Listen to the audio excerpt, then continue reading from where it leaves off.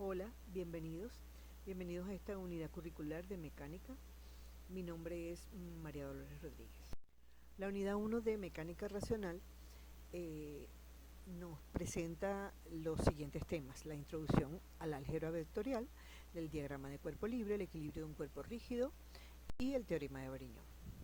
En esta oportunidad vamos a hablar sobre el diagrama de cuerpo libre y el equilibrio de un cuerpo rígido. Comenzaremos analizando lo que es un diagrama de cuerpo libre. En mecánica nosotros vamos a estudiar cuerpos, estructuras y las fuerzas que actúan sobre él.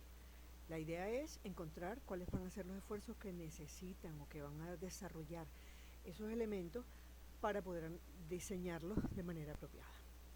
Entonces, un diagrama de cuerpo libre es básicamente un esquema sobre el cuerpo y todas las acciones que se producen o todas las fuerzas que actúan sobre él. El tipo de acciones o fuerzas que actúan generalmente sobre una estructura son de dos tipos: lo que llamamos las acciones y lo que llamamos las reacciones. Las acciones son todas las cargas, pesos, etcétera, que actúan sobre él, y las reacciones son aquellas que son producidas por los apoyos o conexiones que tenga la estructura para mantenerse en su posición. Entonces, un diagrama de cuerpo libre es un esquema de la estructura en la cual colocamos todas las fuerzas que actúan externas sobre él más las reacciones, o digamos que los apoyos presentan reacciones que nosotros vamos a reemplazar por fuerzas que actúan sobre dicha estructura. Para comprender mejor cómo hacer el diagrama de cuerpo libre, vamos a hacer un ejemplo. Para ello tomaremos un ejercicio resuelto del libro de Mecánica Vectorial para Ingenieros, la estática, de los autores Byron Johnston, el problema resuelto número 2.3. Aquí nos presentan un perno en el cual están actuando cuatro fuerzas. Son una de 80 newton, una de 150 newton, una de 100 newton y otra de 110 newton. Cada una de estas fuerzas está formando un ángulo, aplicada formando un ángulo con alguno de los ejes, y nos dan esos ángulos. En una oportunidad nos dan el ángulo con el eje X y en otra oportunidad nos están dando el ángulo que forman con el eje Y. ¿Qué hacemos entonces? Simplemente copiamos o dibujamos, graficamos nuestros ejes cartesianos de coordenadas X, y colocamos en él cada una de las fuerzas. Aquí comencemos con la fuerza 1, que forma un ángulo de 30 grados con el eje de las X. Después la F2, que forma un ángulo de 20 grados con el eje de las Y. La F3 está dentro del eje Y, es decir, es perpendicular, es vertical totalmente, entonces coincide con el eje Y, pero está dirigida hacia abajo, es negativa. Recuerden que el eje X es positivo hacia la derecha, negativo hacia la izquierda, y el eje Y es positivo hacia arriba, negativo hacia abajo. Y la F4 forma un ángulo de 15 grados con el eje X en el cuarto cuadrante. Tenemos que recordar que en el primer cuadrante es positivo, positivo; en el segundo cuadrante X es negativo, Y es positivo; en el tercer cuadrante X es negativo, Y es negativo; y en el cuarto cuadrante X es positivo y Y es negativo. Eso es importante a la hora de ver el signo que va a tener la fuerza cuando vayamos a aplicar las ecuaciones de equilibrio. En este ejercicio nos están solicitando que encontremos la resultante de todas las fuerzas que ellos indican que actúan sobre ese perno. Y eso es lo que vamos a hacer. El diagrama de cuerpo libre lo vamos a limitar a las cuatro fuerzas que actúan sobre el perno para hallar la resultante de ella. Entonces, este es el diagrama de cuerpo libre. El diagrama de cuerpo libre, fíjense, tenemos los ejes de coordenadas. Cada una de las fuerzas que actúan sobre el cuerpo descompuestas. Nosotros tenemos que la F1 va a tener sobre el eje X, si lo descomponemos haciendo una línea paralela al eje Y, que desde el extremo superior del F1 hacia el eje X, encontraremos que ese es el tamaño. Acuérdense que esto me va a dar un rectángulo, este va a ser el tamaño de F1X, y haciendo lo contrario, una línea paralela al eje X sobre el extremo de F1 hasta llegar al eje Y, vamos a encontrar F1Y, y así hacemos con cada una de las fuerzas. A partir de este diagrama, esto es un diagrama de cuerpo libre en el cual tenemos las fuerzas F1 representadas y sus componentes. F1X, F1Y serían las componentes de F1, F2X, F2Y las componentes de F2. F3 no tiene componentes porque está directamente sobre el eje Y F4 tiene F4X, F4Y. Ahora entonces vamos a pasar a ver las ecuaciones de equilibrio, cómo a partir del diagrama de cuerpo libre nosotros podemos construir las ecuaciones de equilibrio. Entonces, las ecuaciones de equilibrio son la sumatoria de fuerzas en X y la sumatoria de fuerzas en Y. Como podremos ver, realizar la sumatoria de fuerzas en X después que tenemos el diagrama de cuerpo libre completo es muy sencillo, porque la sumatoria de fuerzas en X son las fuerzas componentes que tenemos desglosadas sobre X. Entonces sería la sumatoria de fuerzas en X es F1X menos, porque está en el segundo cuadrante, es decir, sobre X hacia la izquierda, menos F2X más F4X, que está hacia la derecha. Esa sería la sumatoria de fuerzas en X. La sumatoria de fuerzas en Y es F1Y, que está hacia arriba, más F2Y, que está hacia arriba, menos F3, que está totalmente sobre F3 completa, no es ninguna componente, menos F4Y, que también está hacia abajo.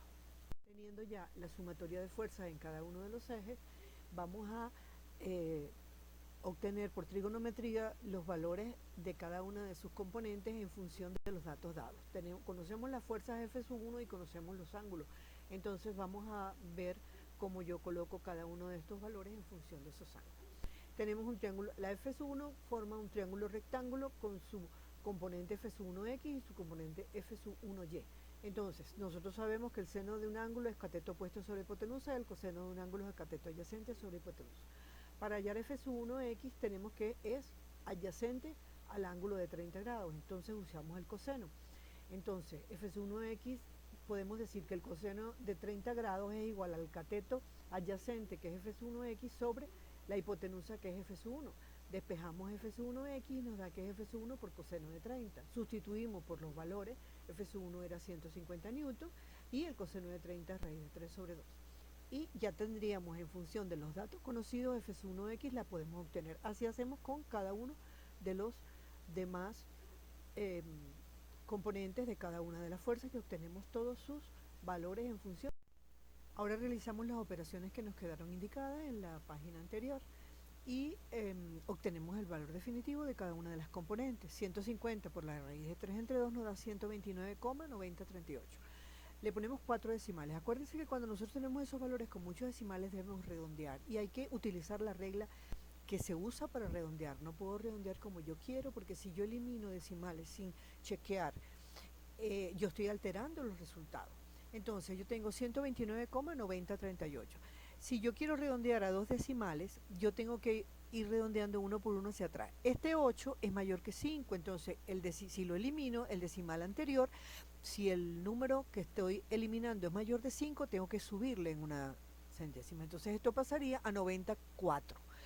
Ahora, este 4, si me queda aquí un 4, esto es menor que 5, entonces puedo eliminar estos dos decimales y dejar 129,90.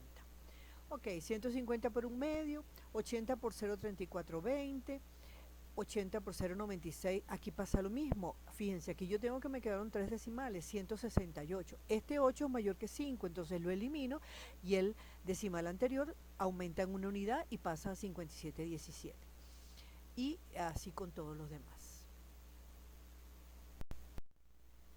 Teniendo entonces todos los valores de las componentes de cada una de nuestras fuerzas, aquí tenemos F1X, F1Y, F2X, F2Y, entonces aplicamos la sumatoria de fuerza.